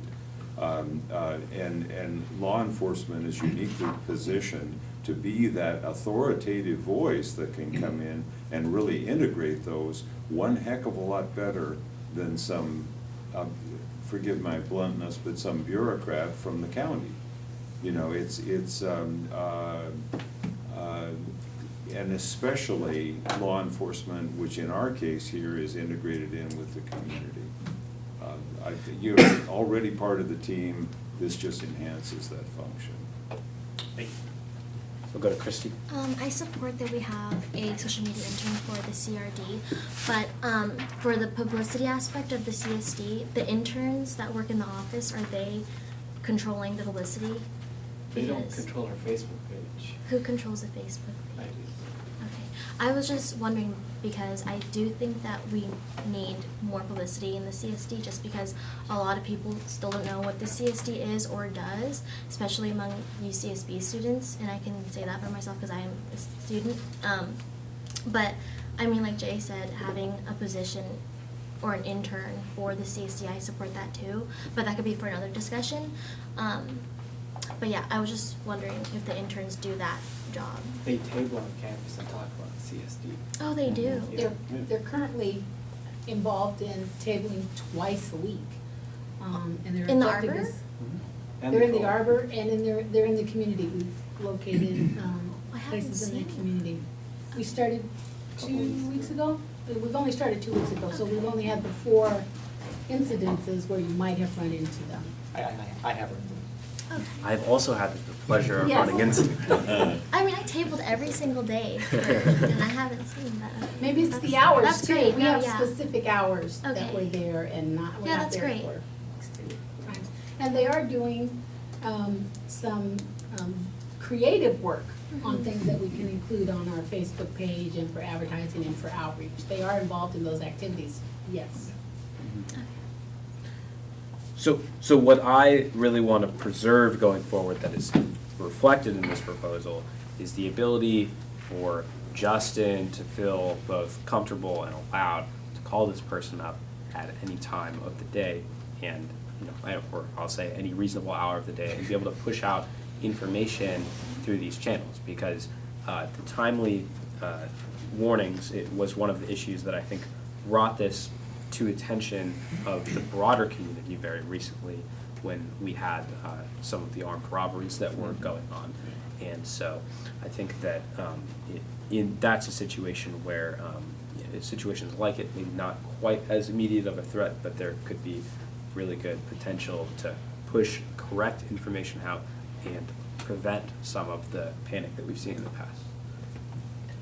Having said that though, $12,000 doesn't get you 24-hour coverage, so if something happened at 1 in the morning, it would probably come out the next morning. Just want to make sure it's not all hours of the day and night. And that's okay, and one of the things that I see as a benefit of this is that this person will be able to help in the capacity of growing the different social media channels to the point where maybe when something happens and you're on call, you can also just push information out of it and sort of work together as a team. This person can train you or whoever it is that's in charge of the feed, how to make a Facebook post, how to do selfies and Instagram, all that good stuff. So Those are all things I would need complete training on. good. Okay. I'll go over to Ethan. Thank you. So I definitely agree with Christy that in general we want to focus on how we can improve our district communications and maybe we want to work on a communications plan for this next year. I think that could be really good. And I'm super stoked to hear about the tabling. That's really cool. In terms of this proposal, I definitely think it's needed. I really appreciate you bringing this forward. I have said quite a few emails to the sheriff's office on this topic over the years, so every part of me wants to support this just because I think this really is a direct answer to the many community members who have just wondered how we can better communicate. So I definitely think that's a crucial part of this. Also, a lot of times residents of our community and in many communities around the country, the only times they see law enforcement are when things are going wrong. If there's an emergency at their house, if they made the unfortunate mistake of walking outside with that beer can in their hand, whatever it is, they're not always seeing police officers at the best time. So if this is something that can build a relationship, and if this is something that can make it so that our community members aren't only seeing police officers during emergencies, I think that's a really good thing. We'll go to Jay. So, on that aspect of like what $12,000 can buy you, that's actually what part of the argument to me of trying to expand the scope of it and to try to make it more of an IVCSD PIO position is that once you start bringing in other things that the person is also managing, you know, maybe this week the big issue that we're dealing with isn't a public safety issue, it's a public health issue. Next week it's a public safety issue. When you're able to start averaging all those use cases together, I would support spending more than $12,000 on an in-house PIO position because I think that there's so many things that we should be trying to get out to the people about things that both we're doing and the things that are needing to get done from the with the county and the sheriff's department and all the other agencies that we end up being overlapped with. I think that there's opportunities to, I mean, maybe actually another aspect of that is in the Compost Collective is having like a marketing person that they were dealing with, and to the extent to which we're able to fold those sorts of things together and try to like actually have a more organized position here at IVCSD. There's issues with like trying to organize the things that Goleta West Sanitary ends up wanting to tell people. I mean, there's just all sorts of things that I think that we should try to help people with, and certainly as any sort of position that we have, Justin can call that person anytime and pull them into things. I actually think that the relationship in many ways on the topic of content wouldn't change all that much. It would just be as far as like the management process. So I continue to believe that to the extent to which certainly if this is going to be coming back, not right now a decision, but something that will be coming back during our budgeting cycle, I would like to see us looking at what is the actual need here, how much money would we like to spend on that need, and then how can we best structure the solution for that need to solve all of those problems as opposed to, well, we happen to get this proposal right now and we happen to like it, so let's just vote yes on it and move on, and then like we'll just clean it up later. We already have time, let's take the time. So again, Jay, I don't mind the idea. I think it's a good idea, just standing here listening to it, thinking about issues that could come up. For example, we have the robbery at Bootables. So I call up your PIO and say, hey, we just had an armed robbery, but there is no threat to the public at this time. Put it out, right? They put out armed robbery, there is a threat to the public at this time, and everybody panics. And so my bosses are gonna tell me, okay, you're not dealing with that PIO anymore. They put out bad information, and it just gets shut down that quick. Why would that be different than somebody on your end? Again, I'm not. Because it's gonna come back on me. And they can say, you're getting written up for putting that out, do better next time. Versus just don't work with this person anymore from a different organization. If this person is paid for and hired by our department, we can discipline them and correct their behavior kind of thing. I mean, I don't know. I'm the kind of person at that point is even just like, you know, you're not the only person involved in the foot patrol. We also have UCPD. Maybe we contract with UCPD in order to try to like get this kind of organization. We can have a contract for it also, where if there's something that's going wrong, that we actually have some kind of like action that we're supposed to take in order to try to rectify it. Like I think there's a lot of possibility to fix that once you actually like expand the scope and think about the problem. Sure. We have a motion and a second on the floor. And what are the motions? Yeah. Do we have a motion second on the floor? Yes, I made a motion and Father John seconded it. Oh, okay. So I would pull his motion here. I would advise a substitute motion that we direct staff to work with the Isla Vista Foot Patrol to bring this back as part of the budget process in conjunction with the Finance Committee. I'm not going to withdraw my motion. Can you just tell us what your motion Yes. is then? Really? George made a motion to approve it as is right now. Okay. It was seconded by Father John. I'm happy for Father John to withdraw a second, but I'm not going to withdraw my motion. Okay, well, we're hearing from Deputy Schroeder that he's willing to work with us and does not intend to start the program until, I believe, fall. Is this quarter, so. We won't turn down the money if we get it. I'm also hearing that as well. I'd like to call for the question. Do we have, Father John? It still stands. Great. I just have one little tweak on the cost. I think on the Medicare, Social Security, that where you guys have 3%, I think that should be 7.5%. So for the public safety employees don't pay the full cost of Social Security, they only pay the Medicare piece. And so I think it's just a little bit higher than that. Okay. But is this an hourly person not subject to that? Yeah, it's not a public safety not a position, public our safety extra health position. positions are separate, this Well, came no from our matter HR. no matter what the cost is, it's gonna be 7.5% of 10,000 For the Medicare Social Security. for the Medicare Social Security, not 3. So if you just added 600, round that to 13, I just don't wanna go off and shortchange you when you go down that road. Okay. Just get rid of the polos. Yeah. Jonathan, can you read back the motion? Motion to approve the proposal by Intern.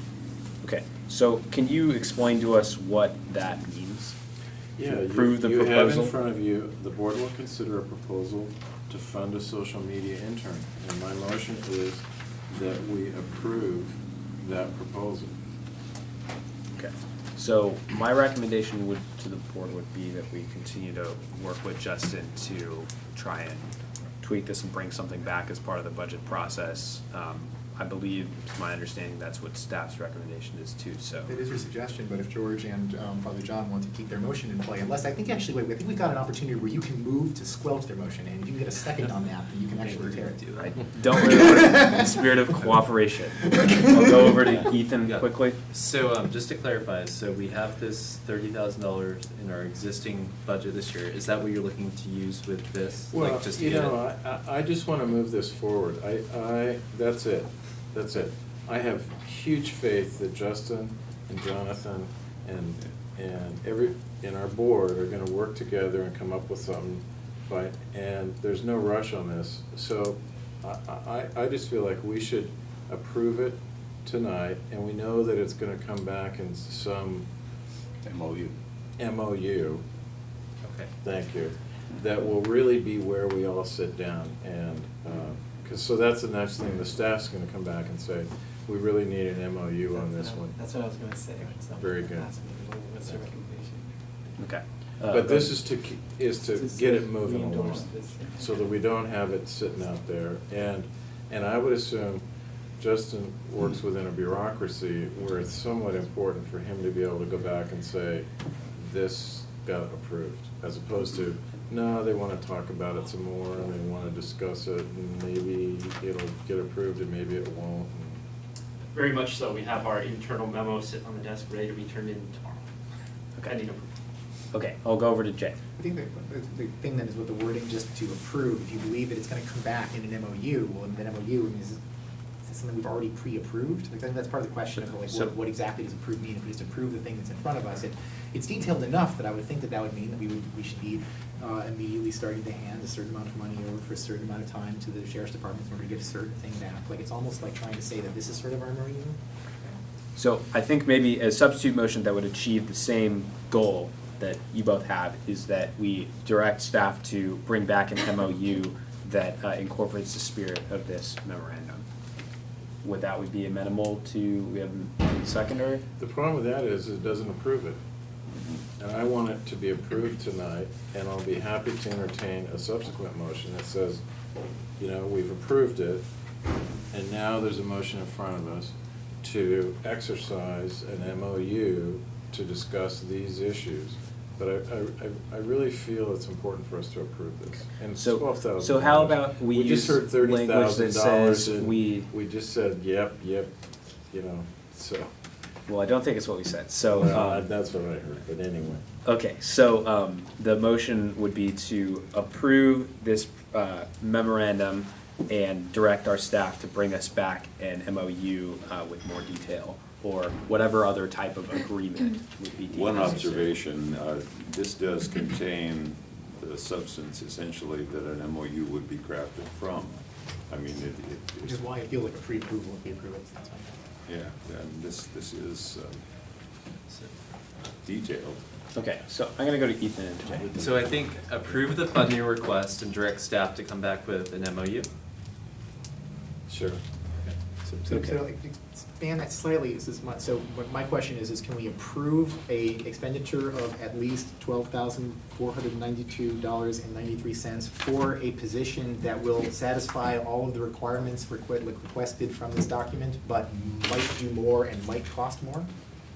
Like, just to make certain that way, Justin, you know that, well, we've committed to doing all of the stuff in this document, we've committed funds towards the process, and if we are only able to spend exactly that much money, we'll probably just give them an employee. But at least then, we have, as it comes back, whereas with MOU, flexibility, and budget in order to try to expand it. I mean, I was right there with you right up to, Right. so what, I mean, I'm ready to go to the vote if you want, I just wanted to pitch that last thought. Yeah. Okay. So I think the funding is set, the scope is not. Well, no, I think George didn't agree with that. No, I would say the scope is fairly well defined. In this. In this, yeah. Yeah, And I think the memorandum of understanding is just says, we're gonna expand on what does it take to terminate it? How long is the agreement for? It's all those other perfunctory things that need to go into a memorandum of understanding. But I think the scope, I like this scope, I like what our objective is. Let's say we spend $13,000 and don't accomplish all these objectives. I'm probably still gonna be satisfied that, we improved our social media. As long as we improve it and keep it going, we might find out it takes a full-time position, who knows? And so I'm in support of George's motion. Okay. Is there any other board discussion on this? Just one thing, this does not preclude the possibility of expansion at a future date. I don't see how we review it. Well, we can amend, I believe we have the ability to adjust. Sure, on any given Tuesday, we can vote more money, we can vote less money, and we can cancel it. Yeah. Well, I guess since there is no, because this is not an MOU, it doesn't have any kind of termination clause in it, so that allows us to just immediately start giving him money in order to do something and then yank it from him. It probably isn't going to make him feel happy about that. He'll get over that. Okay. So, inherent to the way this motion is structured, the funding is contingent upon the MOU and an official agreement. We all know that. So, I'll go over to Ethan. Yeah, I appreciate the idea of us just getting this done in one action, but I'm happy to support what you originally suggested with us coming back, just with something more fleshed out. We support this. There's some additional things that I would like to discuss on this, like I think all the duties that are listed here are awesome, but if 17 hours aren't taken up all by social media, like maybe there's some tabling in the community, maybe there's other things that you can be assisted with. So maybe we could talk about some of that and incorporate that into here. I think it's clear that we want to support this. I think us directing staff to work to develop an agreement will move us toward that. We can either move to replace the motion, or we could allow the vote to go through and then Christie be the deciding vote on whether that happens. The substitute, is this, they're both approving it, just one is during a later time? Yes. Like, we all support it, but one is just pre-approval? Let me just make my last snarky comment. This is 1% of our budget, and we are spending a lot of time micromanaging 1% of our budget. Yeah, I mean, for me, it's not the fiscal concern, it's that this is, and it really isn't, it's that this is something that, as Justin has alluded to, the community has wanted for a long time, and I think that we can really craft it more. I also think that, like, after hearing this, there are other community members who would want to be here because they'd be really excited about it. It's certainly on my end, and I'm trying to push more money towards it. Like, I'm not concerned with the 12,000. And George, I think you made a good point earlier when you said that there's really no rush on this. So I think that that's where the impetus on my end, at least, is coming from, that we can just bring something back that has consensus at the board level instead of trying to rush through a funding request. Go with Bob, I think. I just don't think we will be successful funding in one department for someone to be the PIO for Isla Vista for the whole county. We're not It asking. just, I think that's one, there's one person on the board who has proposed that and stated that that is their position. but I just keep hearing, well, maybe we can add some other department or some, you know, I just, yeah. Okay. This needs to be a narrow focus of spending money on public safety, which I think is a good idea. That's all. And I think that staff has gathered that, and when they work with Justin and the foot patrol, will incorporate that into a revised proposal and agreement. I'll go over to Ethan, if you have something to say. Yeah, I just wanted to clarify. I'm focused just specifically on this public safety, not the other departments, but maybe call the question for George. Thank you. I think we do a substitute motion. Do we have to vote on the motion? Okay, the motion, can you read it back, Jonathan? Yeah, And I roll call. had thought we had added another section to it, but maybe I could be wrong, but the original motion was motion to approve. Was that proposal by amendment control. friendly with the first and the I think I second? heard you say sure to add a sentence, Sure. say, and direct staff to bring back an MOU. Yeah. I think I heard you say sure there, so. Okay. Motion to approve the proposal by ID Foot Patrol and direct staff to bring back an MOU, Thurlow and Hedges. Okay, Jonathan, can you give us a roll call vote? Yeah, Director Brandt? No. Director Freeman? No. Director Nguyen? It's all on you. Director Nguyen, what's your vote? Wait, what was the motion? Motion to approve the proposal by ID Foot Patrol and direct staff to bring back an MOU. Yes, I support that. Director Thurlow? Yes. Director Hedges? Yes. Director Geis? yes. Director Bertrand? Yes. Okay, motion passes 5-2. Okay, we are looking forward to that MOU coming back. Thank you all. Didn't know I could make it more complicated than compost. I didn't either. That's hilarious. Okay, we will move on to 5.5, Resolution 20-2, the Census 2020 Complete Count Resolution. I believe that is in front of all of us. Yes. And Jonathan, I do made you want the- to give a little bit of an overview? I made the typo fixes already, but basically this is a resolution that if the county is asking everyone to pass in support of the census. We're already doing this work, so it's just supporting the effort to make sure everyone gets counted. It has some information in terms of, you know, we've talked about this, Isla Vista is very hard to count in general, so we need extra effort here. And it does tie into a lot of our funding and how we know who our constituents are. We, you know, if the 2010 count was bad, as has been said, that means everything we know about Isla Vista is technically a little wrong, because the census came out a little wrong. So the more we can do to get this right, the better we know our community, and the funding will come in at the best level. And this is just endorsing what we're already doing, because like Deborah said, our interns are out there on the campaign trail for the census.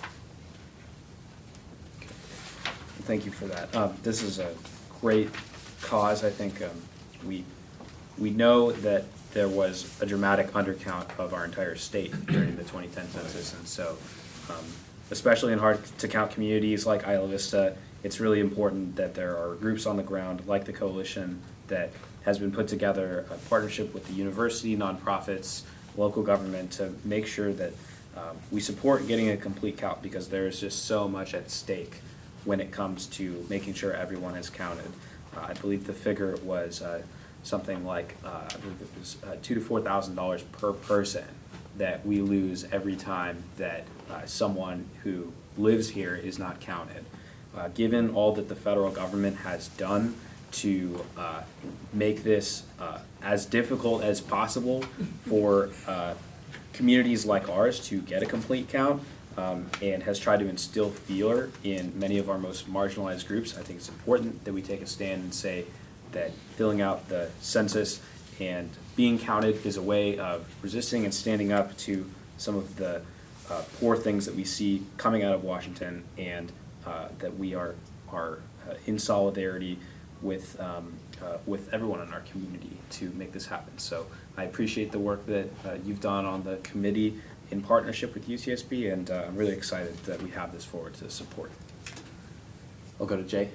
We all on the board know this, but for just anyone in the public who's still here or is not watching the video, it's not just even a matter of making a stand against administration or against their taking moral issues. It also is just a bottom line problem of the funding towards different areas gets allocated based upon the census counts, and if the census does not manage to count area correctly, we won't get as much money in Santa Barbara County, towards the Isla Vista area, and there's a lot of other ramifications that will end up having towards us. And so I bring this up partly because in the past we discussed the idea that we should have some justification for taking actions of support in relation to external actions, the external work that's being done, and I think that this is something that it is absolutely the case that it directly helps our district if this is counted.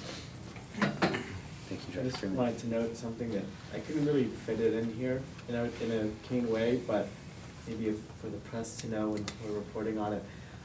It's this point of the census is to count people exactly where they are on April 1st. And so April 1st is a Wednesday, first week back from spring break, so it's spring quarter. So all the students who live in Isla Vista, it's not a choice where they get counted. They have to get counted where they lie their head that night on April 1st. Like where they wake up on April 1st is where you need to count yourself.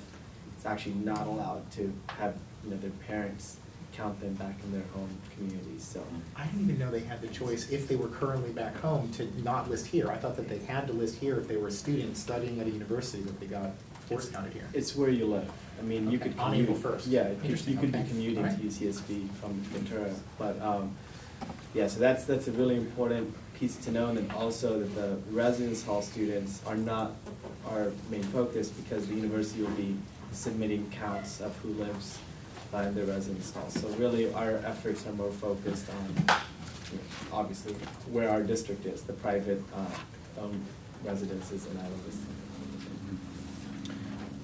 That is great information. I'm glad that you bring that up. And I can know that we will continue to be publicizing this and making these things known. I'm sure that the misinformation campaign and general fear campaign is going to continue as we continue to approach this. And so it's just important that we really correct the record for what's actually going on and the fact that the census will bring us so many benefits if properly done. And we support the complete count. So, any other board discussion? Any other public comment? Okay, Ethan? Oh, just, I know that there were a few edits made in the top of the document. Could you just mention those before we vote? Yeah, it was co-leading, just had no O, and then complete count committee at the county, just county, so no Y. And is this being changed to a different resolution number, or that stays as is? Yeah, I'm just gonna change it to 1 now because resolution 1, the original one, is not getting passed today, so this is Okay. the first one. So when the motion, just make it resolution 20. Does anyone would like to make a motion? Is it to move to approve, or what's the verb? Adopt. Adopt. I move to adopt resolution 20-, you said 1? Yeah. As amended by staff. I second that. It's 20-1, not 20-2, just to clarify. Okay, and that's with edits? As amended by staff. And by staff, okay. Any further public comment? Any further board discussion? All right, do we need roll call for resolutions? Sorry, I'm making the edit right now. Go ahead, and then when you're ready. Director Brent? Aye. Director Freeman? Aye. Director Nguyen? Aye. Director Thurlow? Yep. Aye. Director Hedges? Aye. Director Geis? Aye. Director Bertrand? Aye. Excellent. Thank you so much for that, and we look forward to continuing to support the efforts of the census. Okay, we will now move to item 5.6, Resolution 20-3, reorganization and establishment of committees. This is a number of, encompasses a number of requests that we made at the organizational session. Jonathan, you want to give a brief overview of those, to refresh us? Yeah, so this is a way more complicated resolution, obviously. So the first section is reorganizing the policy committee, to swap out Dr. Bertrand leaving sadly and adding happily Dr. Hedges. And then we have our finance committee, which is no longer an ad hoc committee like we discussed. It'll be a regular committee that will have regularly noticed meetings. So the finance committee will be focused on the budget, and then once we finish the budget, we'll be focused on the audit. We don't have directors who are signed up for that yet, so that's something to do today, fill in the blank. Excuse me. Except for Ethan, who's volunteered to be on a second time. And then we have the Spring Festival Ad Hoc Committee, and I'll give update on what's going on there in my general manager report, since there was no action we really need to take today, but this would be a good committee to keep having those more continuous discussions and guidance instead of waiting between board meetings every time. And then lastly is the Lighting Ad Hoc Committee, which has members who volunteered last meeting, Director Freeman, Brandt, and Nguyen. And this one is focused on figuring out our mobilization moving forward on lighting and what we would want to recommend to be done. So those are the 4 committees, 2 ad hoc and 2 regular, that this resolution creates. Okay. Or reorganizes. Okay, question from Jay? So in the section on the Spring Festival Ad Hoc Committee, 4.7, it says that we will dissolve automatically by December 31st of 202. And I'm wondering if that's 2020 or 2021? 2020. Okay. So the comment that I have, I've actually already, I received requests from members of the public, and I explained them the entire situation, the complexity of this, to be a member of, for example, the Spring Festival Ad Hoc Committee. I think that's a committee that there's going to be a lot of interest in, people asking to be part of it, and I explained all the complexity in relation to members of the public being voting members, but at least have some kind of like introspection into it, particularly since we are intending on, or at least we have been discussing, spending a good portion of our budget on such thing, and it's going to be running for a long period of time. It's also not even clear to me we can have an ad hoc committee that is going to be lasting for until December 31st, 2020, because my understanding is that all of the case law around this was always that 6 months is about the borderline on that. Yeah, that is, but Ross drafted that section, Yeah. and I had asked him, but he said it was fine.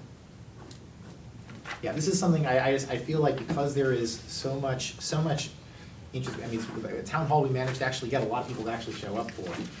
And this is something that there's been people who are from all walks of life in Isla Vista who have been having opinions on this, positive, negative, interest in specifics on how it's going to operate. I think it's going to be coordinating with lots of different groups, and it's going to be, again, some kind of larger aspect of our budget that's going to just, like, from the perspective of our process of seeing it, is just going to kind of like go away for a while and then come back a long time later with relatively likely fleshed out set of organizational process, which I will then also say didn't seem to work that well the last time, in the sense that I think that had there been more process of being able to see as it was going through, that we might have had a little bit more time before the end in order to see what was going to happen and be able to make adjustments to it. And so I'm not going to support this being an ad hoc committee. I think that this should be a full Brown Act committee. But. So,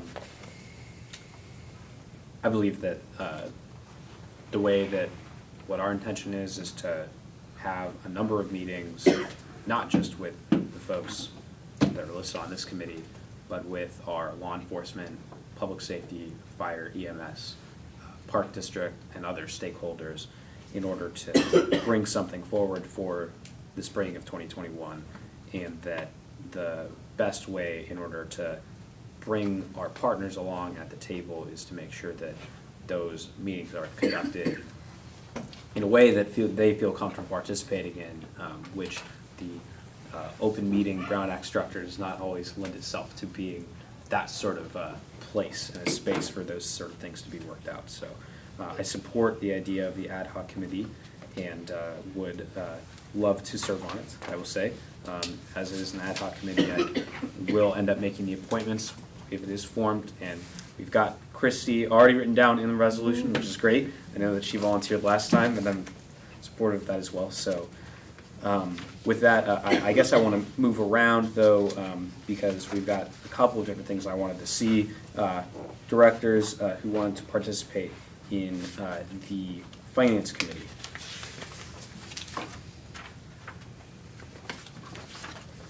So my name's not listed, but as Deborah mentioned before, I'm very interested. Any other requests to participate in a finance committee? I'm willing to do it, but I am not requesting to do it. Okay, good to know. Okay, well, I'm also very willing to participate in the finance committee. Wasn't on it last year, but I was on it the first 2 years that we did it, and it's a lot of fun, so. I like the people who were doing it last time, and that's, I think, what we did last time we talked about it is, we just begged the people who did it last time to do it again. And now look at Bob. So the other aspect of this is that I don't have to make my appointments now. I'm soliciting feedback from you and will announce at the next meeting our appointments. I mean, the last time I got drafted to the finance committee, I said that'd be good, but I'd like to do that as a transition to somebody else so they can learn finance too. But I don't mind continuing on the finance committee. It's, you know, it's simpler for me. It's simple for me. So it's not as hard as being on the policy committee. Okay, well, if there's no other feedback, then we'll continue to talk. I may approach members outside of the meeting to see what their feedback is, but you're always welcome to direct your feedback to staff and me as well. Okay, are there any other requests with the resolution? The only thing I suggested maybe in the future is on each of these, we have a scope, you know, of service except for the policy committee.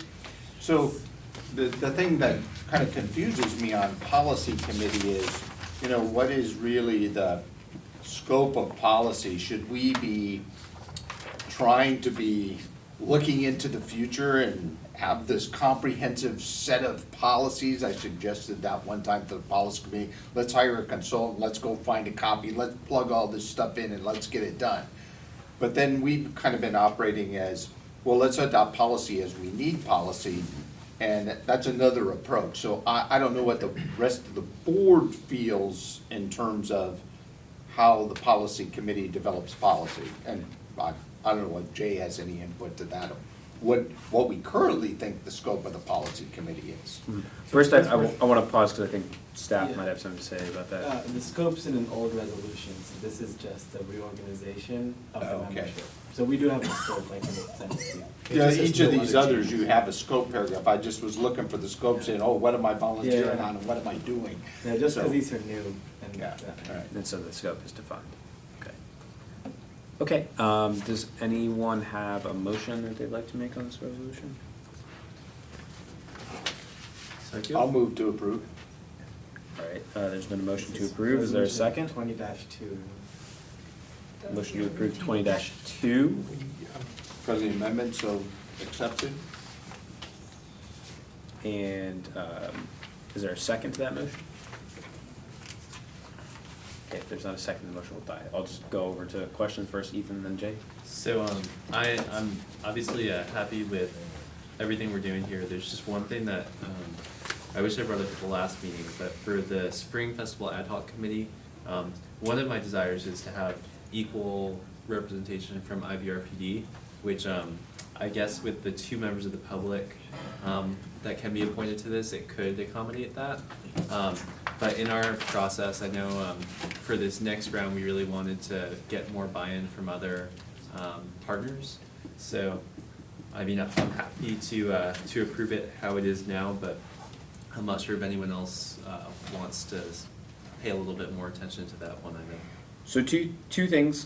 First thing is that while this is the ad hoc committee, the bulk of the discussions will be had outside of the ad hoc committee with other stakeholders.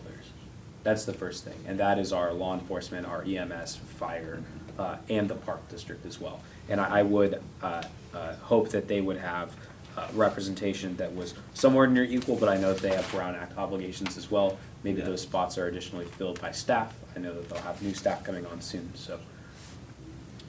Does that satisfy your inquiry? Yeah, I mean, I was hoping for something more formal, but if this is how we want to go, I'm happy to support it.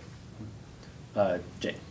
Okay, I haven't found it yet, but I've got 2 comments. First of all, is that the motion is merely to approve, and we've got placeholders in it, so we can't adopt or approve it unless you want to rewrite, for example, the members of the Finance Committee shall be appointed by the President of the Board, as opposed to the members of the Finance Committee shall be ______. Is our policy not that the president appoints membership of ad hoc committees? Finance is not an ad hoc. this is a standing committee now. It's That was a written as process. an ad hoc. Yeah, and No, it does say in fact in the text, the finance ad hoc committee. No, it says the finance ad hoc committee is hereby abolished. Oh, okay, Oh. cool. And replaced by the finance Okay. committee. So, So then we do have to figure that one out. So, okay, so then for placeholders, I think Director Bertrand has volunteered to serve, or not placeholders, but Director Bertrand, we can fill in.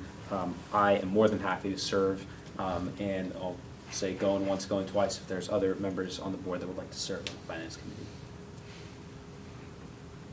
I'll serve as the third. Okay, and Geis as the third. and I had a second thing that I wanted to bring up. Go ahead. Well, first of all, so I mean, we have the same issue with the Spring Festival ad hoc committee. It does have a bunch of underscores. Like, if you want to be able to point those later and discuss it, we at least need to fix the document in that sense. But I had not noticed the president may appoint up to 2 members of the public to the Spring Festival ad hoc committee. That is just illegal, and I haven't found the code for it yet because I just realized it as Ethan brought it up, that you can't have members of the public. And that's the reason why, when I mentioned earlier, when I said that there was a member of the public that had approached me about requesting to be on this committee, and I provided the complexity related to why that was probably not going to be able to happen, it was because of the fact that it is just illegal to have members of the public serving on an ad hoc committee. It must be a permanent committee. And if you want to do the thing where you merge it with IVRPD, that will also have to be a normal committee. So I think we're overcomplicating this with procedures, and I think what we should do is strike section 4 and we'll come, or adopt the resolution with section 4 striked. We'll come back with something that makes a little bit more sense and has the i's dotted and t's crossed. I just texted Ross, he's on call for this, so he hasn't said it back to you. Okay. Yeah, and, Go ahead. thank you.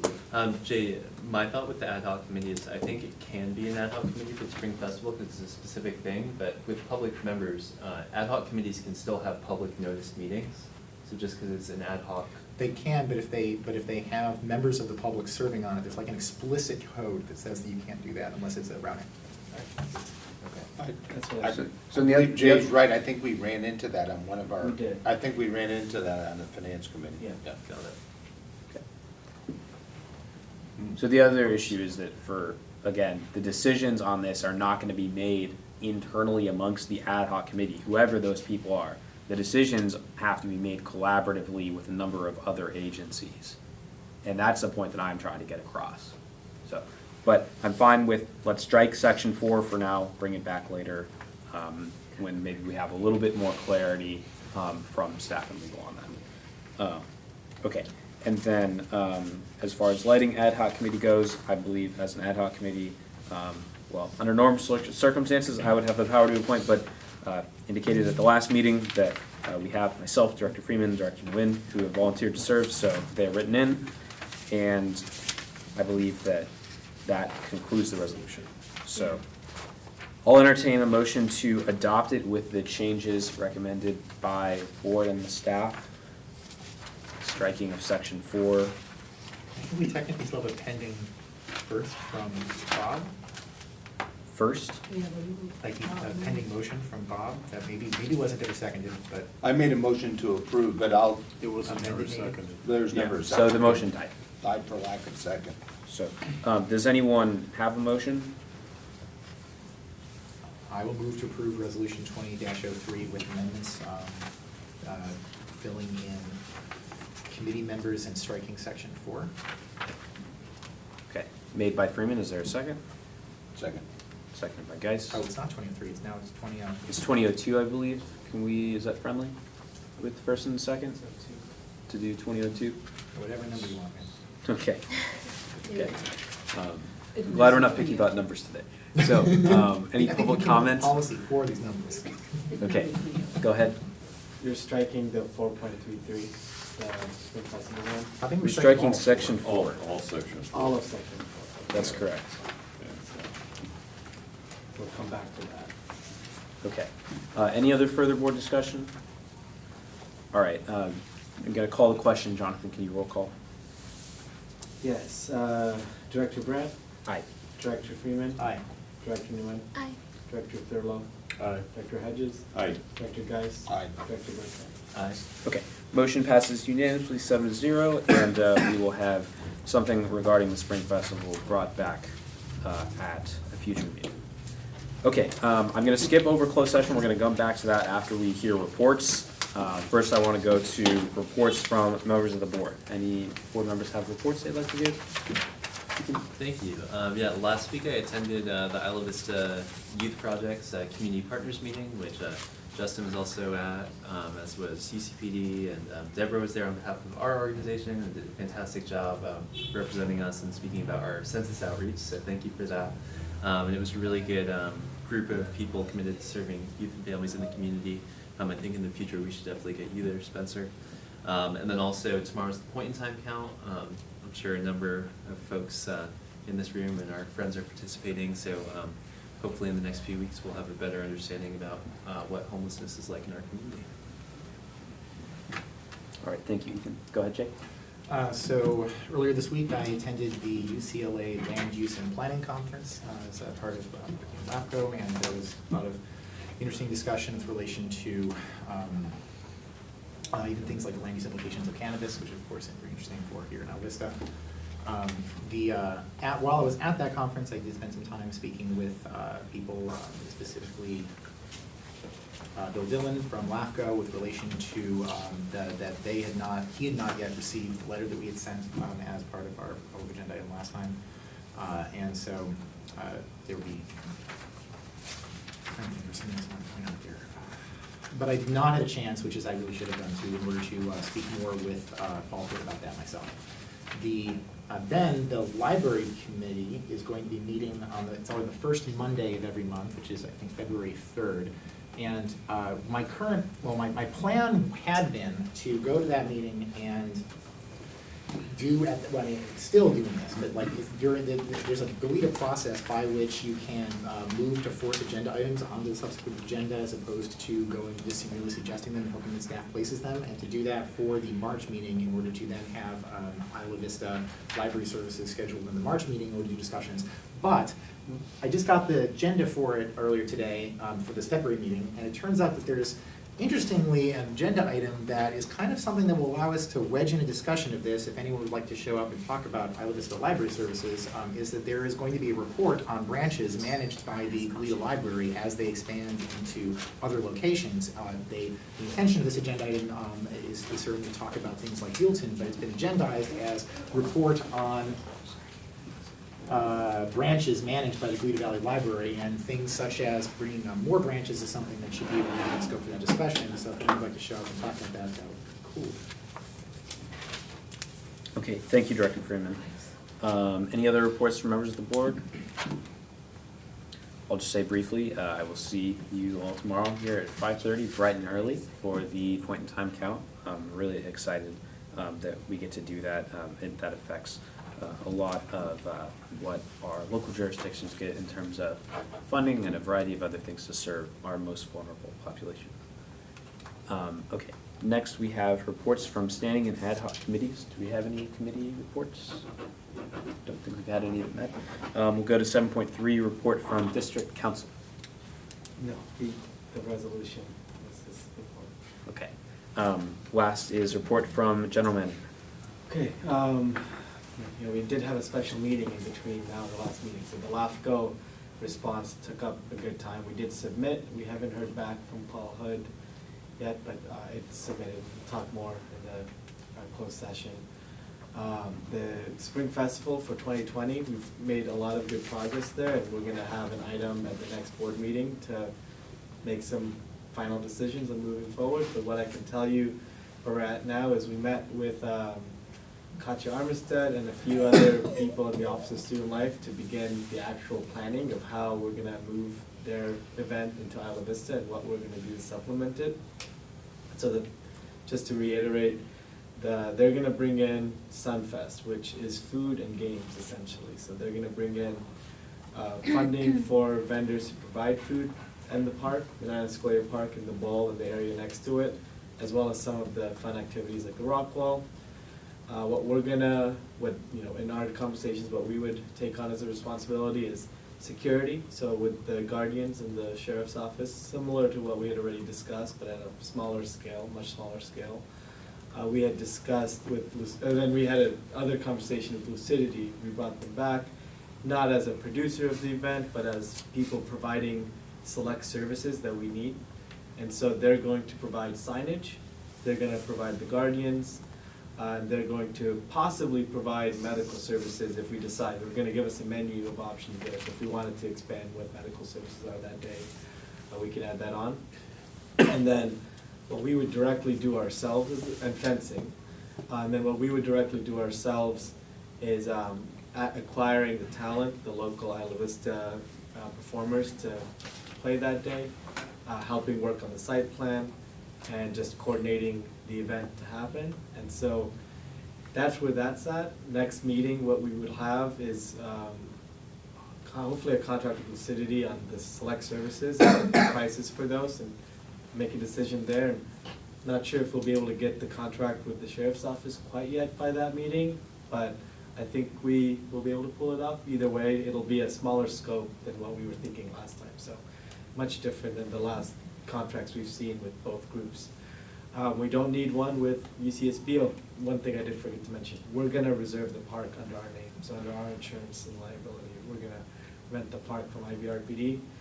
I'm thinking, and if you have input, I can do it differently since we do have time, that we just rent the park like a regular park rental, like we usually have with the form, instead of doing a facility use agreement like we had talked about before. It's the same thing on their end, and so I think it's just a simpler process to go ahead that way. But yeah, so that we're pretty much all good to go. We had meeting, and I think senior officers meeting, George, went well when this was discussed last week, and Today? I don't know if today it was discussed, but I heard last week it was. So as far as we know, the university's on board. We can be on board next meeting, and so this is happening April 4th, if, pending our vote next meeting. So that we've got some great progress there, and that's my main part of the report. Let's get this done. All right, thank you for that, Jonathan. Clarifying question? I actually I remembered the public punchline I wanted to put on part of my report. Can I do that? Go ahead. So one of the things I specifically had asked Bill Dillon, which is something that I wasn't sure of previously, is whether or not he worked for the County of Santa Barbara. He has had an email address at the County of Santa Barbara on various occasions, and I didn't think that he did. It turns out that he had previously worked in the County Council's division, but that he quit multiple years ago and is now working for LAFCO separately. So. And Bill Dillon is the Counsel for LAFCO. Counsel for LAFCO. Okay, thank you for that. Okay. I just wanted to put one thing on your all's radar that I don't have final information on, but I just wanted you all to know. We got word that somebody, not sure who, Gina and I are looking into it, applied for another CDBG grant for the community center, and I think it was approved. And so there is money out there. I think Gina thinks it's someone at the county just was filing grants and concluded us. But someone came around recently looking for who to talk to about delivering the grant money. And they went to IVRPD, so we haven't contacted that person yet. Falls right out of the sky. Apparently. So I just wanted to let you know, I don't know, we're still looking into it more, and it's only been about 4 days since we got word about this, but. He was here last Thursday, I think it was. Yeah, the grant was for an Kind of a ADA. bag of money. This is what the grant was for. It was for an ADA accessible path, seating and a shade structure adjacent to the additional, to the building. And so that's. Wow. Well, it's Christmas in January for us here at the Isla Vista Community Services District, and we will be watching that closely. Yeah, and actually, Deborah, would you like to give just a quick overview on the flooring issue? Oh, yes, the community center flooring issue. So, so far I've had 3 vendors, providers for flooring come out and look at the space and give me an estimate based on a number of different materials that could be used. The least expensive thus far is right around $16,000 for just your low cost, low grade carpet. And the highest estimated cost thus far is for grinding, polishing, staining, and sealing our current concrete floor, which is right around $35,000. So we will be reaching out to Ross in regards to, do we need to look at an RFQ or RFP process? We have one other vendor that will be coming out to look at the facility and give us yet another estimate. We provided that information to the IVCC director today. So we are continuing to look at flooring materials and pricing. And once we have some feedback from Ross on the RFP, RFQ requirement and what we need to bring before the board, we'll be doing that. Yeah, it's gonna take us a little while to get the floor done also, so. Can I ask a question? Go ahead. Is it all right? Is a wood floor in this process of an investigation? Carpet tile, vinyl, and concrete. We did talk about wood, but nobody has given me an actual price for wood. They've given me vinyl pricing, look Okay. like wood, Yeah. yeah. I think George brings up a good thing. I mean, if you're gonna have a wood floor and you're gonna be doing exercises and stuff in there, I don't know what, I mean, Lanny, when he was here, Ebenstein was saying he could do a wood floor for $60,000 and it was gonna be this high-class thing, so I don't know.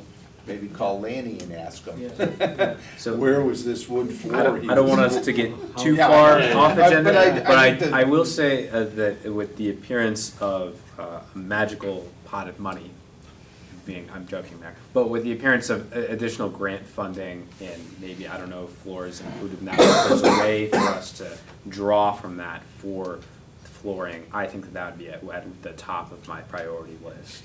And the community advisory board, there was also some discussion about where monies could be found or monies that may potentially be there for use for the flooring. So we are looking at that also, but you're looking at anywhere from, right now, probably $20,000 to $40,000 just for the quotes that we have right now.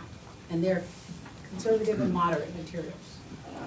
Jonathan, did you have something on you mentioned you asked about that? I did ask, I was like, can we be involved in what the funding from the CPD grant actually goes to? Excellent. Okay. And are we allowed to do tenant improvements like the floors? Or does that county really have to bid that and do those tenant improvements? So when they signed the building to us, they were under the full impression we were gonna handle whatever improvements to the floor that would need to be made, so. And when I've talked with general services, they have put it back on us to Do get the pricing, bidding and to put the floor in and to do the pricing. They're like, oh, well, we can Oh, make to a do the suggestion. pricing, but they didn't say that we could be the contractor to put in the floor. They wanna put their 10% or 20% on top of us? No, the county hasn't, they're not looking at doing the flooring at all. They're not looking to be the project manager? No, they're putting it on us. Just so everybody knows, on the last $800,000 improvement, there were project management fees of over $150,000. And then the architect cost $150,000, and then you end up with $500,000 in improvement, so I'm just, yeah. And we have a more than capable staff that can handle all of that project management, so we're very You gotta be excited with our careful, current you know, arrangements. When you do Well, flooring. the floor is may not be as simple a task as you had anticipated before, because there's actually patchwork that has to be done, there's some grinding, and there's a lot, it's a lot more complicated process than we thought, so, so it's gonna be much more costly, probably. Okay. Well, we'll be looking forward to an update back on the grant. I know that there'll be further discussions on that. Okay, so I want to, if anyone doesn't have anything else in open session, I want to adjourn to closed session. It is 8:02. We will reconvene once we are done, and council will report out any reportable actions. Thanks, everyone. Thank you all.